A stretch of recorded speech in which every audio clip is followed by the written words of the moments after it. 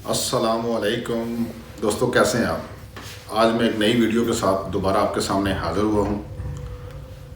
Video के title से आपने तो देख लिया होगा कि शेंजन वीज़े की फ़ाइल कैसे तैयार की जाती है, और मैं आपको आज बताता हूँ कि मेरा शेंजन का वीज़ा स्पेन का वो कैसे लगा, और मैंने कौन कौन से डॉक्यूमेंट्स अपने प्रिपेयर किए और मेरा शेंजन का वीज़ा लगा।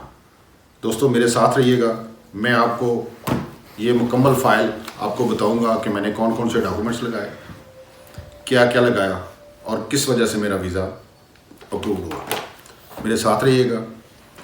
नए आने वाले दोस्तों से रिक्वेस्ट है कि चैनल को सब्सक्राइब कर लें और बेल आइकन को प्रेस कर दें ताकि नई आने वाली वीडियो, इन्फॉर्मेटिव वीडियो आप तक पहुंचती रहे। अब आए अपनी वीडियो की तरफ। दोस्तों सबसे पहले शेंजन वीज़े में जो इनका फॉर्म होता है इसको आप डाउनलोड कर लें। डाउनलोड करने के बाद इसको प्रॉपर तरीके से आप फिल कर लें। फिल कैसे करना है ये बड़ा ही आसान है। जिस तरह आप नॉर्मल को डॉक्यूमेंट्स फिल करते हैं, नाम, surname, passport number, date of birth, passport issue कब हुआ, एक्सपायर कब हो रहा है, और ये इसमें छोटी छोटी चीज़ें आती हैं। अब अगर मैं बड़ी डिटेल से अगर आपको बताना शुरू कर दूंगा तो वीडियो शायद बहुत लंबी हो जाए। तो सबसे पहले मैंने जो डॉक्यूमेंट्स किया वो मैंने ये फॉर्म डाउनलोड किया। डाउनलोड करने के बाद आपने इसका प्रिंट नहीं निकालना, आपने इसको वहाँ पे ही जाके फिल कर लेना है। जब ये कंप्लीट हो जाए, फॉर्म फिल हो जाए, तो आपने इसका प्रिंट निकाल लेना है। ठीक हो गया जी। इसके बाद आपने करना क्या है कि आपने एक वीज़ा रिक्वेस्ट लेटर, जो वीज़ा रिक्वेस्ट लेटर होता है वो मैंने अपना एक वीज़ा रिक्वेस्ट लेटर बनाया है, और उसको कोशिश करें कि वीज़ा रिक्वेस्ट लेटर को आप एक बड़ी डिटेल से बनाएं कि आपका जाने का मकसद क्या है।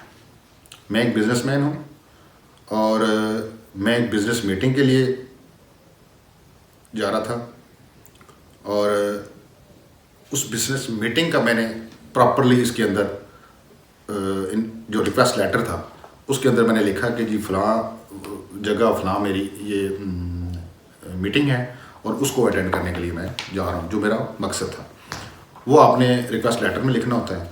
और रिक्वेस्ट लेटर कोशिश करें कि आप अच्छे तरीके से बना लें।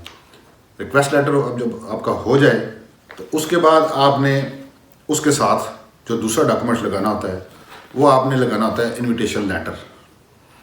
जो जिस मीटिंग में आप जा रहे हैं वहाँ से आपको कोई ना कोई इनविटेशन भी तो आया होगा, उस तरह जिस तरह मुझे एक इनविटेशन ये मिला था और मैंने वो इनविटेशन साथ लगा दिया।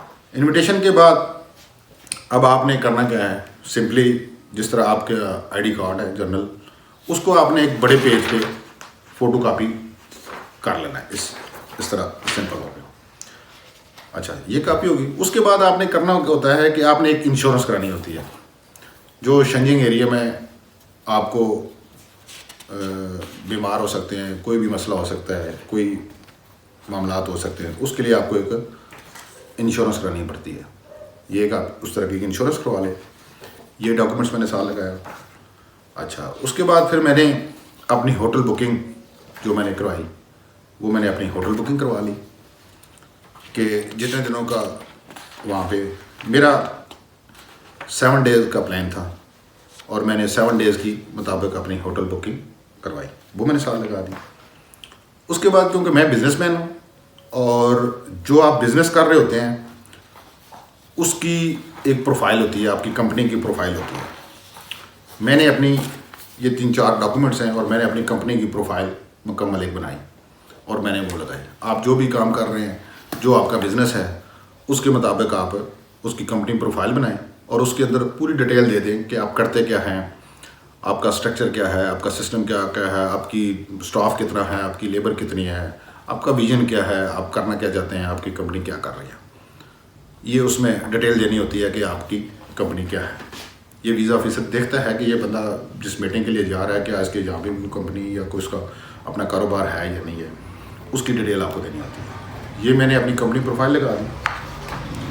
उसके बाद मैं इस्लामाबाद चैम्बर ऑफ कॉमर्स का मेंबर हूँ, और अगर आप भी मेंबर हैं तो उस तरह अपना चैम्बर का जो कार्ड है आपका, उसको इस तरह एक कॉपी कर लें। एक कोशिश करें कि कलर कॉपी करें, ज़रा प्रॉपर तरीके से, वो समझ भी लगता है कि कोई उसने किया। मैंने अपने चैम्बर का कार्ड उसको कॉपी करके लगाया। उसके बाद आपका मेंबरशिप का एक सर्टिफिकेट भी होता है इस तरह का। ये सर्टिफिकेट की भी एक कॉपी कोशिश करें कलर में ही हो, कलर कापियाँ हो जाए ज़्यादा अच्छी होती हैं। मैंने वो लगा दी। अच्छा, उसके बाद मैंने चैम्बर को एक रिक्वेस्ट की कि मुझे एक रिकमेंडेशन लेटर भी जारी करें। उन्होंने मुझे एक रिकमेंडेशन लेटर भी जारी किया, वो भी मैंने साथ लगाया। अच्छा, चैम्बर के रिकमेंडेशन के बाद फिर आपने एक अपनी टिकट भी रिजर्वेशन करानी पड़ती है। वो टिकट भी मैंने एक रिजर्वेशन साथ लगा दी, वो लगा दी। इसके बाद आ जाता है कि आपकी ट्रैवल हिस्ट्री। आपकी ट्रैवल हिस्ट्री क्या है, आपने कौन कौन से मुल्कों का पहले ट्रैवल किया हुआ है। उसमें कोशिश करें कि आपका 5 साल का पासपोर्ट है, 10 साल का, 10 साल तक जितनी भी आपकी ट्रैवल हिस्ट्री है, वो आपके 2 पासपोर्ट हैं या कोई एक पासपोर्ट है। बाद लोगों के 10 साल के भी बने होते हैं और किसी का 5-5 साल का बना है। तो कोशिश करें कि अपने पासपोर्ट के ऊपर जितने भी वीज़े आपके लगे हुए हैं, इन आउट की जितनी भी स्टैंप्स लगी हुई हैं, उनको कोशिश करें कि वो भी आप इसी तरह कलर कापियाँ कर लें। ये मेरे सारे जो थे वो मेरी ट्रैवल हिस्ट्री थी, तकरीबन दुबई की है, अज़रबैजान की है, तुर्की की है, और ये 4-5 मुल्कों की मेरी ट्रैवल हिस्ट्री। तुर्की 2 दफ़ा मैं गया हूँ। तो उसके बाद ये सारे डॉक्यूमेंट्स मैंने ट्रैवल हिस्ट्री अपने साथ लगा दी थी। ट्रैवल हिस्ट्री के बाद अब आपके आ जाती है कि आप फैमिली टाइज़ आपने शो करनी होती हैं। फैमिली टाइज़ के लिए सबसे बेस्ट जो होते हैं वो FRC होती है।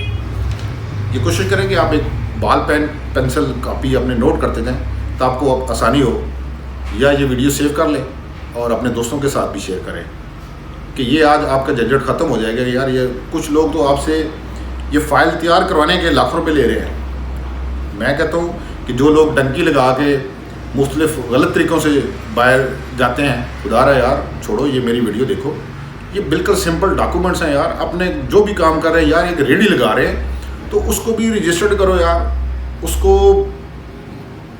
बेहतरीन अपना कारोबार बनाओ, उसको बैंक अकाउंट खोलो, और छोटे छोटे डॉक्यूमेंट्स हैं, ये सारी चीज़ें अपनी कंप्लीट करो, और एक लीगल तरीके से यार आप बिज़नेस के लिए जाओ, पूरी दुनिया आपको वीज़ा देने के लिए तैयार है। ये मेरी बात आप याद रखें। जब आप जस्ट टूरिज़्म लिखते हैं ना, तो टूरिज़्म वालों को बहुत कम वीज़े मिलते हैं। टूरिज़्म हमारा मुल्क के हालात जो हो चुके हैं, उनको पता है कि ये किधर इनके पास खाने पीने के लिए कुछ नहीं है और ये सैर तफरी के लिए जाएंगे। ये बात झूठी है। बिज़नेस अगर आप लोग करते हैं तो बिज़नेस के डॉक्यूमेंट्स लगाएं और आपको वीज़े मिलते हैं।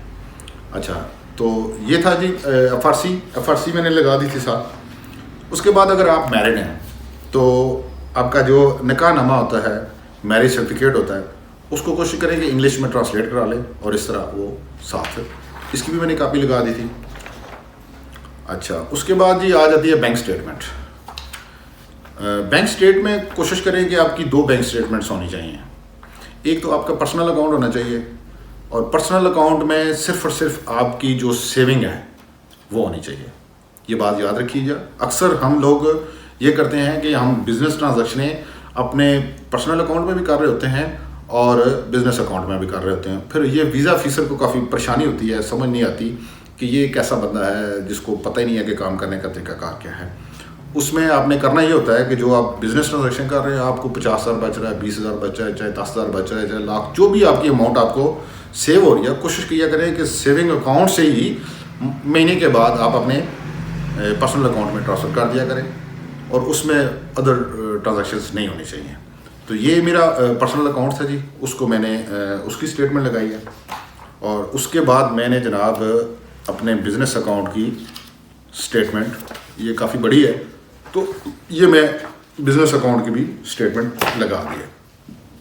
इसके बाद भाईजान जो सबसे इम्पॉर्टेंट चीज़ एक और आती है कि हर बंदे के कुछ ना कुछ एसेट्स होते हैं, और एसेट्स जो होता है ये भी आपकी होम टाइज जो होती हैं उसमें बड़ा प्रेफर करती हैं, आपको मजबूत शो करती हैं कि इस बंदे का पीछे कोई प्रॉपर्टी है, कुछ जायदाद है, कुछ चीज़ें हैं कि जो वो शो करता है कि मेरी ये चीज़ें हैं। इससे ये साबित होता है कि आपने इस मुल्क में वापस अपने मुल्क में वापस आना है, वहाँ पे नहीं ठहरना, क्योंकि आपकी प्रॉपर्टी होती है। प्रॉपर्टीज़ की लिस्ट मेरे पास काफ़ी बड़ी है, ये आप देख सकते हैं, बहुत सारे डॉक्यूमेंट्स हैं प्रॉपर्टीज़ की। मैंने वीज़ा ऑफिसर की आसानी के लिए मैंने एक ऐसा किया कि मैंने एक स्टाम्प पेपर बना लिया इस तरह, ठीक है, और इसको आप बेशक स्क्रीनशॉट ले लें या इसको सेव कर लें।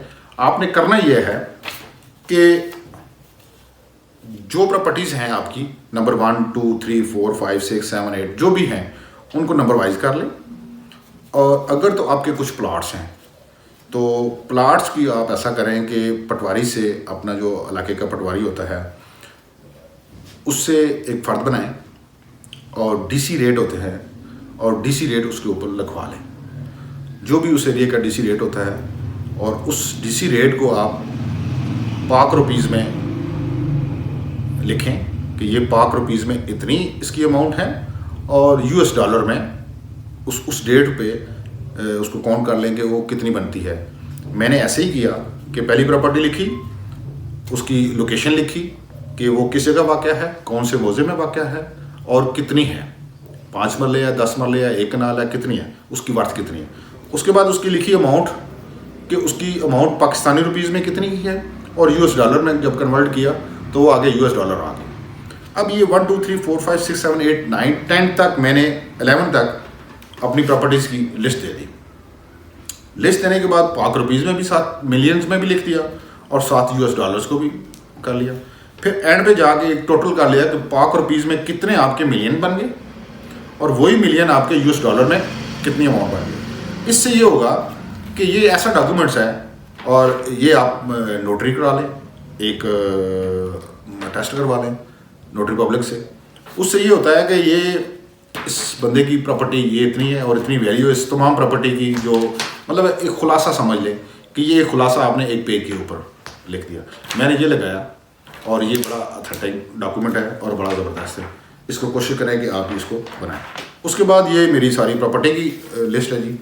और हाँ, इस प्रॉपर्टी को आपने ऐसे करना है कि जो फ़र्द, मिसाल के तौर पे जिस तरह मैं आपको ये दिखाता हूँ, ये एक प्रॉपर्टी का फ़र्द है, ठीक है, इस तरह का फ़र्द बना होता है। उसके ऊपर ये बाकायदा डीसी रेट के साथ वैल्यू लिखी हुई है।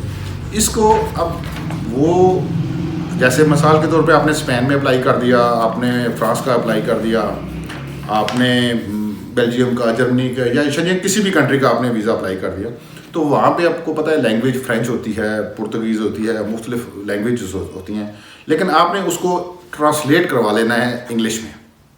इस तरह इंग्लिश में ट्रांसलेट करवा लेना है, और हर प्रॉपर्टी को जो इंग्लिश में नहीं है उसको इंग्लिश में ट्रांसलेट करा लें ताकि उनको पढ़ने में आसानी हो जाएगी। ये थी जी मेरी फ़ाइल, जो मैंने अपनी फ़ाइल कंप्लीट की और अल्हम्दुलिल्लाह मुझे यूरोप का वीज़ा मिला।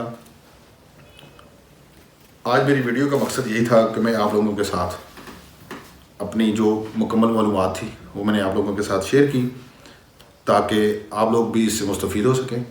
अगर ये मेरी वीडियो आपको अच्छी लगी है, इसको लाइक करें, सब्सक्राइब करें। अगर कोई चीज़ मुझसे रह गई है या मैं आपको सही बता नहीं सका तो कमेंट्स करके लाजमी आप मुझसे पूछ सकते हैं। और ये वीडियो डाउनलोड करें और अपने दोस्तों के साथ शेयर करें, और फिर दोबारा रिक्वेस्ट है कि चैनल को सब्सक्राइब कर दें और बेल आइकन को भी प्रेस कर दें। थैंक यू, बहुत शुक्रिया।